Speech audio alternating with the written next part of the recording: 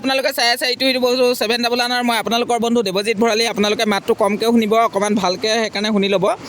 বৰষুণ দি আছে, তথাপিও একেবাৰে খাটাং খবৰ এটা দিবলৈ আহি আছোঁ যে আপোনালোকৰ যি ৰৈ আছিলে ইতিমধ্যে ৰৈ আছিলে আপোনালোক বহুত দিন যে গ্ৰেড 4 আৰু গ্ৰেড 3 যি নিযুক্তি আছিলে এইসমূহৰ ফলাফল কেতিয়া ঘোষণা কৰিব, ফিক্স ডেট আহি গ'ল। এইটো এক কথা হৈছে যে হিমন্ত বিশ্ব শৰ্মা ছাৰে ঘোষণা কৰি দিলে 6 মে'। আপোনালোকে চব 41টা পদৰ ফলাফল আমি 6 মে' তাৰিখে ঘোষণা কৰিম।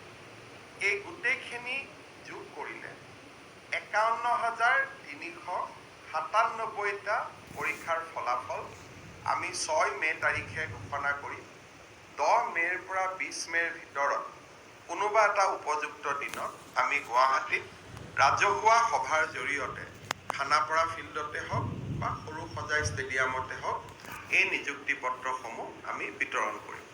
পাৰে বাতৰিত চাব 6 মে' তাৰিখে তেখেতে স্পষ্টভাৱে কৈছে যে 6 মে' তাৰিখে নিযুক্তি ৰিজাল্ট ঘোষণা কৰা হ'ব। আৰু 20 মে'ৰ ভিতৰত 13, 14, 15 তেনেকুৱা 10 মে'ৰ পৰা 20 মে'ৰ ভিতৰত যি আছে সম্পূৰ্ণ নিযুক্তি প্ৰক্ৰিয়া সম্পূৰ্ণ হৈ যাব। ইয়াতে আপোনালোকৰ গোটেই টোটেল পোষ্ট 25,792টাৰ লগতে বাকী যিখিনি আছে সকলোখিনি একেবাৰে নিযুক্তি দিব আৰু 6 মে'ত ৰিজাল্ট ঘোষণা কৰা হ'ব। আপোনালোকৰ বাবে ভাল খবৰ।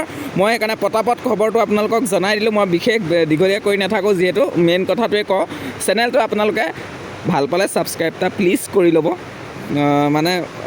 যিকোনো ভিডিঅ' বনাই নাথাকোঁ, যিহেতু নহ'বা ভিডিঅ' বনাবলৈ মন নাযায়। আপোনালোকৰ বাবে বনাই আছোঁ, সেইকাৰণে ছাবস্ক্ৰাইব আৰু শ্বেয়াৰ এটা কৰি দিব। আমাৰ ভিডিঅ'বোৰ শ্বেয়াৰ নকৰে, কাৰণ আমি ডাইৰেক্ট কথা কওঁ, কিন্তু আকুৱাই পকুৱাই ঢেৰ কথা কৈ থাকিলে অন্ততঃ সেইবোৰ আপোনালোকে শ্বেয়াৰ কৰি দিয়ে। কিন্তু মই ভাবিছোঁ ডাইৰেক্ট কথা কৈছোঁ, মোৰ ভিডিঅ'বোৰ তেনেকুৱাই। আপোনালোকে প্লিজ ভাল পালে শ্বেয়াৰ এটা কৰি দিব। Thank U.